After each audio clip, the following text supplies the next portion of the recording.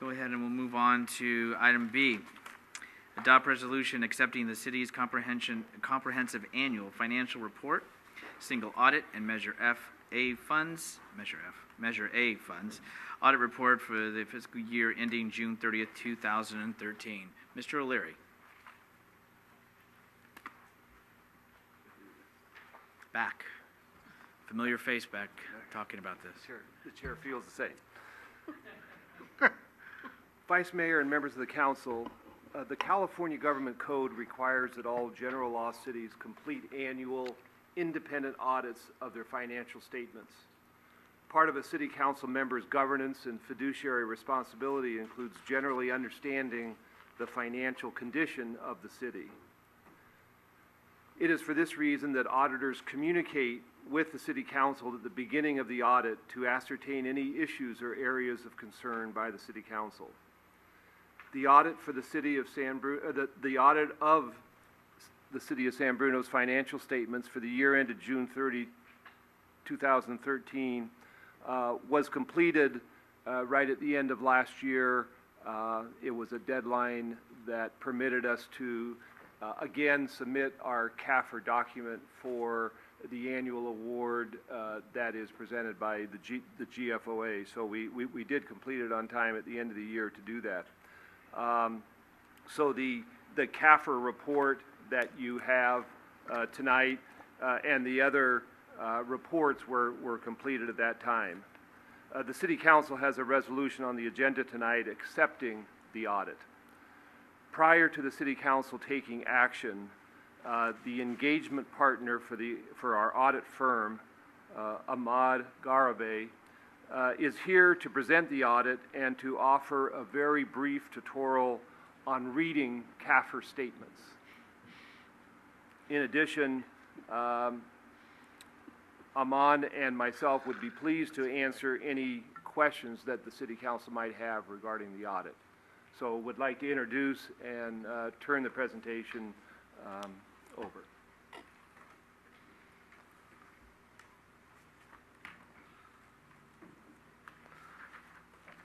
This is pretty exciting stuff. I can't wait.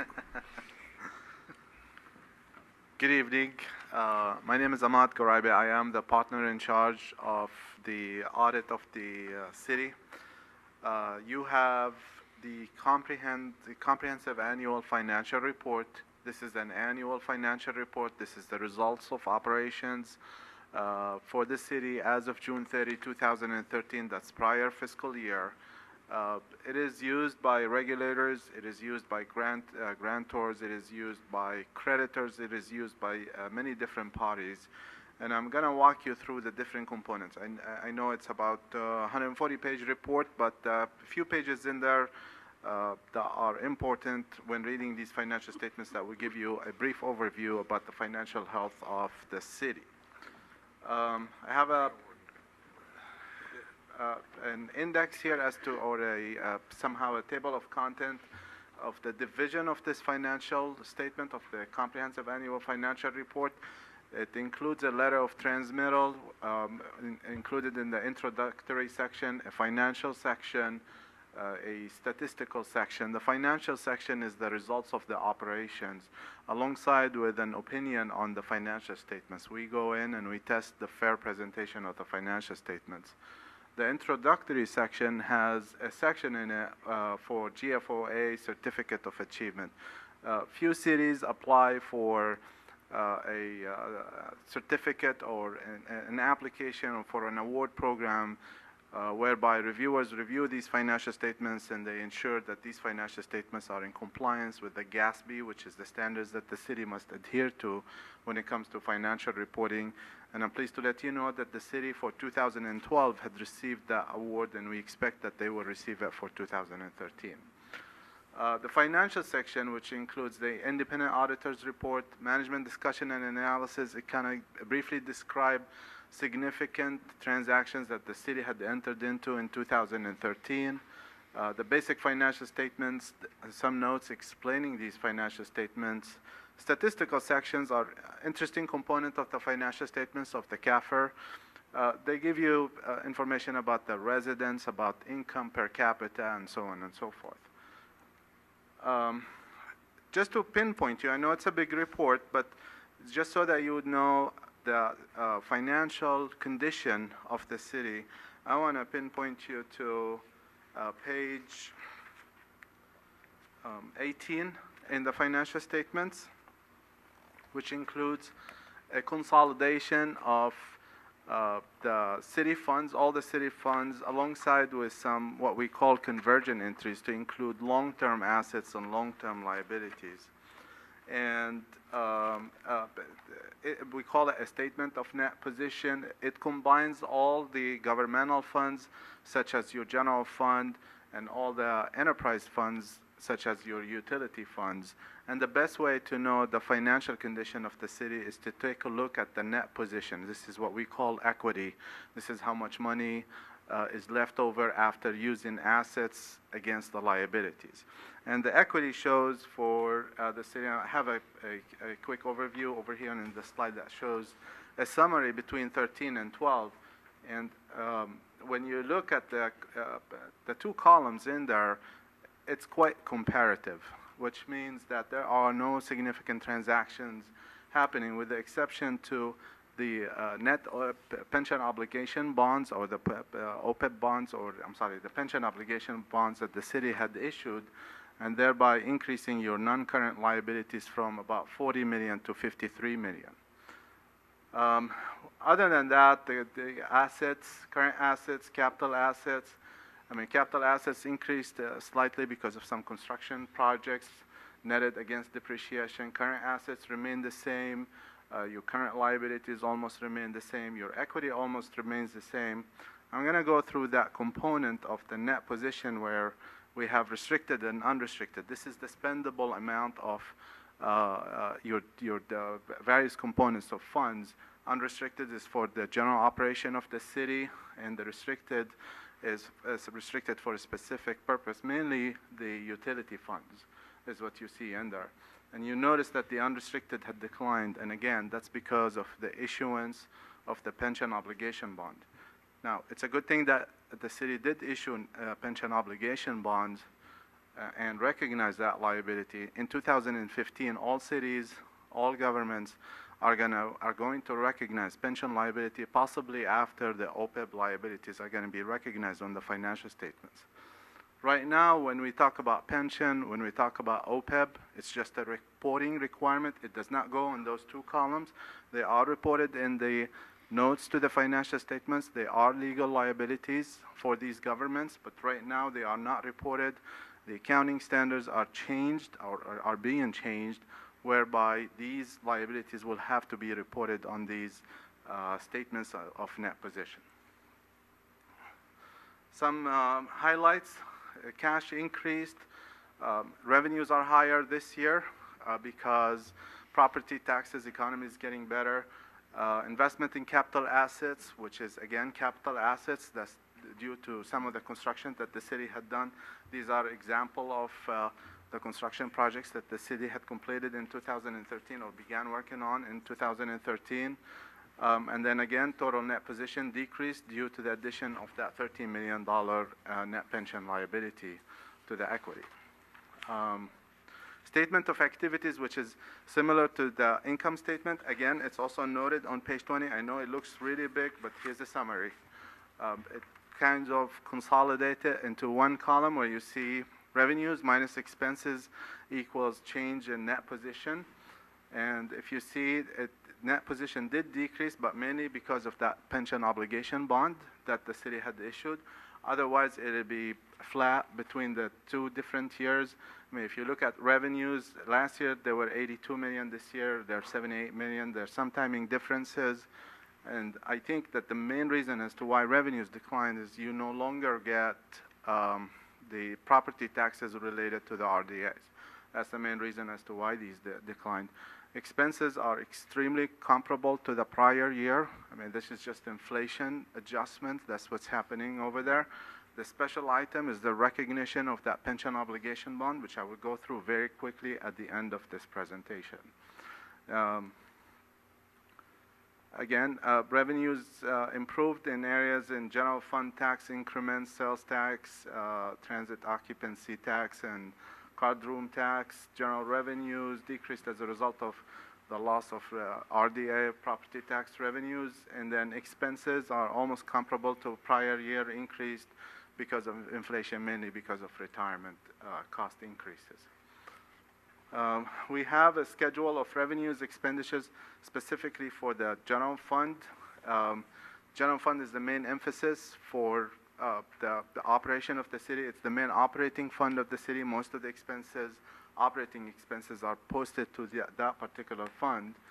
And I have it summarized in this PowerPoint, and you can actually see that on page 79 of the audit report. And it shows what the budget is, original and amended, and the variances between the budget and the actual. It's a good budget, not significant. There are not so many significant variances. Actually, they're all small. The budgeted fund balance with the city projected that the ending fund balance would be about 10 million. It ended up with about 11 million in fund balance in the general fund. Again, some of the explanations as to why there are changes between budget and actual. Again, revenues increased with the growth of property taxes. Revenues showed positive growth in fund balance, but fund balance decreased as a result of some of the transfers that the city had adopted with some of those reserve funds. And these reserve funds are the capital improvement reserve fund. About 5 million is what we put in there.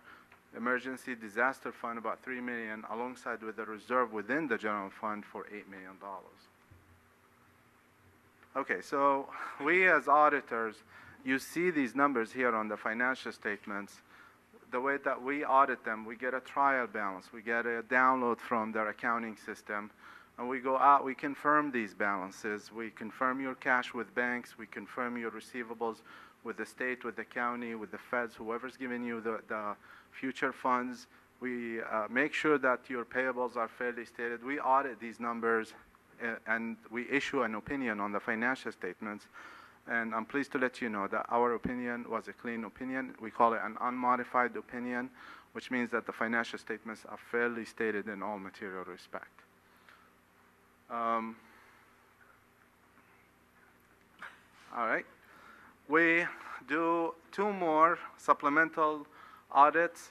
Because you receive federal grants, you have to adhere to federal requirements. They have stricter requirements than what the state has, especially when you spend federal money, time certification, time accounting, purchasing requirements, strict purchasing requirement. We audit the federal grants on a sample basis, and I'm pleased to let you know that we had an unmodified opinion or a clean opinion.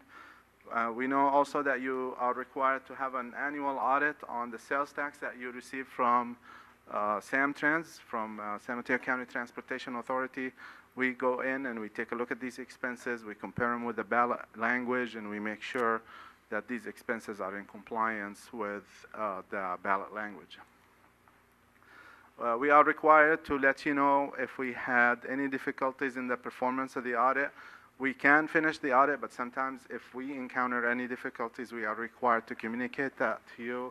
And I'm pleased to let you know that we encountered no difficulties in the performance of the audit. As part of the audit, also, we take a look at the internal control. We like to see segregation of functions and duties. We like to see people who hold the asset are different from the people who account for the asset.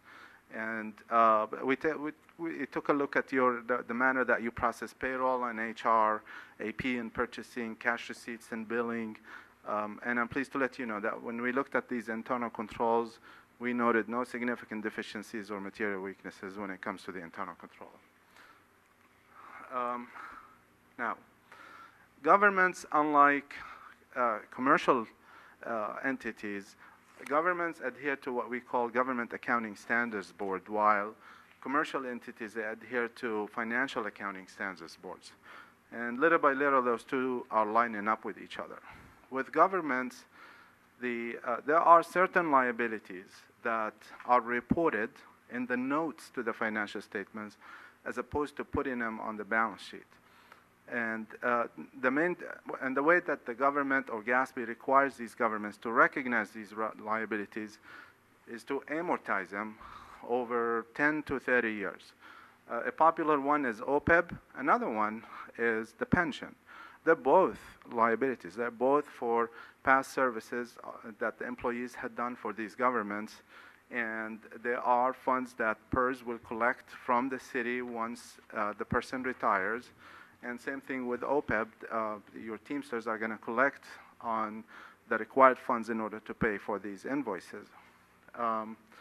Now, before I go very quickly into OPEB, there is a new standard for pension, not OPEB, but they're almost basically the same. They're payments for future services. GASB 68, it came out about a year ago.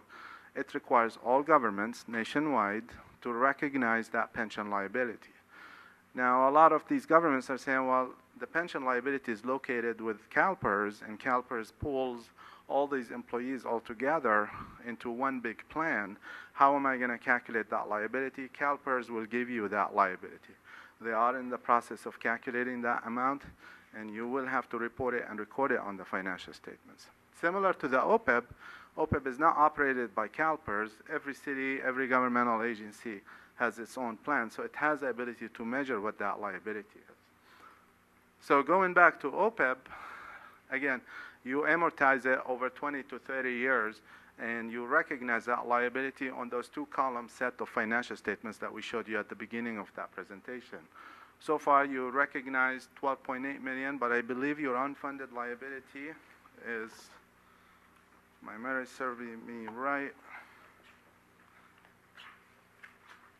it is noted on page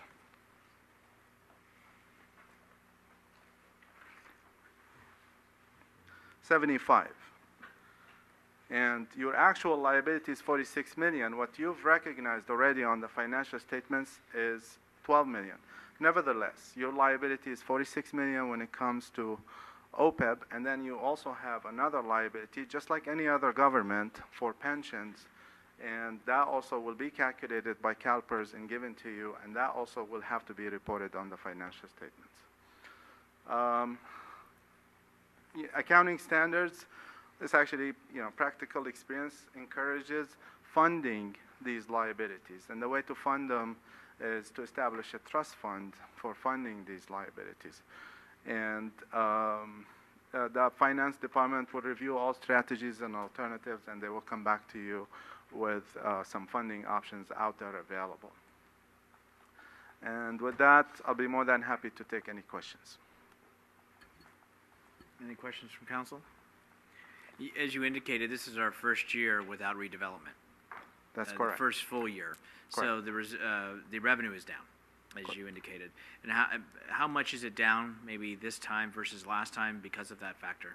I believe RDAs were, and excuse me, I don't remember all the numbers, but I think they were collecting about $3 million every year in property taxes. 3.6 is what the RDA was collecting in property taxes. Now that will funnel back to the other governmental agencies, including yourself. So I'm not sure what the net came out to be after all that amount was funneled out. But it's not, I doubt it's a big number. It's probably going to be like 20% or 15%. I'm not sure exactly what the amount is, but it's not a significant component of the reallocation of that particular portion of property taxes. Well, we have that liability that will go into effect because of the Gatsby. Correct. What does that do to us as a city if now that's on our books and we're issuing bonds? Because Right. obviously it changes the dynamic of what somebody's looking at. What we actually did is we went to the three credit agencies. We asked them the question. These pension liabilities were out there a long time ago. It's not like they were not there. They were not calculated or reported because of the manner that these governments work. They pull all these pension liabilities into one plan in Sacramento with CalPERS, and it's kind of hard to know the specific liability for each governmental agency. We don't anticipate that there will be an impact on your credit rating. So that's the good news that we know about. You don't know what will happen 10 or 15 years down the road, but in the short term, it wouldn't make sense for these credit agencies to say, oh, now we didn't know about that liability, because they did know about it, and they did know that it existed back in the days from an old time. Other than that, it will impact, we were reporting it. I mean, if the CAFR did report these liabilities, it did report the OPEB, it did report the pension liabilities in the notes to the financial statements. And now what GASB wants you to do is take that from a reporting requirement into a recording requirement. It's not a funding requirement, it's just a recording requirement. And what the difference between reporting and recording is that it impacts your equity. That net position that we've had on the slides over here, at the very bottom, you have $110 million. That's your equity. That's your assets minus your liabilities. Now, it's a significant component of your assets, and the way that GASB wants you to split it, they know that you're, as a government, you can't sell your capital assets. So when you present equity and you want to adhere to GASB, they tell you take out the capital assets component of equity and split it into a separate line item. So the last two line items are your spendable equity. That is what you have in money on a consolidated basis throughout the city. You got to subtract from that amount the pension liability. Now we did, because you replaced your pension liability, which was a reporting requirement, because the city replaced it with a pension obligation bond, it becomes an actual accounting liability, and therefore you did recognize a significant component of your pension liability in there. But nevertheless, all cities, all governmental agencies will have to recognize a pension liability that will reduce those last two numbers that you see in there on the financial statements. Now, they were reported. These pension liabilities were reported, and you can see them on page 73, is where you see how much do you have money with CalPERS and how much is the actual pension liability and how much is the unfunded. But you do have two plans with CalPERS. You have one, we call it the miscellaneous plan. There's another plan where it's kind of hard to calculate it because they pull all the category of employees together. It's called the safety plan. The safety plan, we don't know what that number is. CalPERS will calculate it, but a portion of that we already know, which is that unfunded liability, which is about 16 million in pension liabilities, is what you have on the financial statements. That will be recorded in 2015 when the GASB becomes effective. Thank you. Other questions from council? Does anybody, Mr. O'Leary or from finance, want to add additional comments to what's been given? I had two additional comments, not related to the financial statement, so I don't know if there's any other questions. Would be glad to respond. I guess that the two things I would like to comment on is I think the council is well aware that I sat here for many years taking all the credit for work that I actually never did. But I would feel remiss if I took any credit this time around, especially in the middle of the audit. The finance director left the city, and Darlene Wong, our accounting manager, picked up really significant responsibility for completing the audit and getting it and working with the auditor. Darlene had really not experienced that role before, and in the time I've been here, the 6 weeks I came until the audit was completed, I watched next door what Darlene was going through, and so I just wanted the council to know that Darlene just made a very significant effort in the completion of this unqualified audit. So I would like to mention that. The other comment I would have is that the finance department believes that the auditors significantly and rigorously adhered to the contract requirements, and to let you know that this particular audit is the third and final year of the contract as it currently exists. It was a 3-year contract. There are probably competing interests in engaging in a new contract. There could be higher costs. There's the effort of going through the bid process or the proposal process. From the finance perspective, there's also when there are quality auditors, that's a good thing from our perspective. When someone new comes in, the first year is a significant increase in the workload to explain every transaction to the new auditors. Now, some people say, well, that's a good thing. You have new eyes looking and so forth. So there is somewhat competing. Several times in the past years that I'm aware of, a 3-year contract has been extended to 5 years. And it would be the recommendation based on what we think is a quality service by a quality firm. It would be our recommendation that this would be a time to consider extending the contract for the firm for 2 additional years.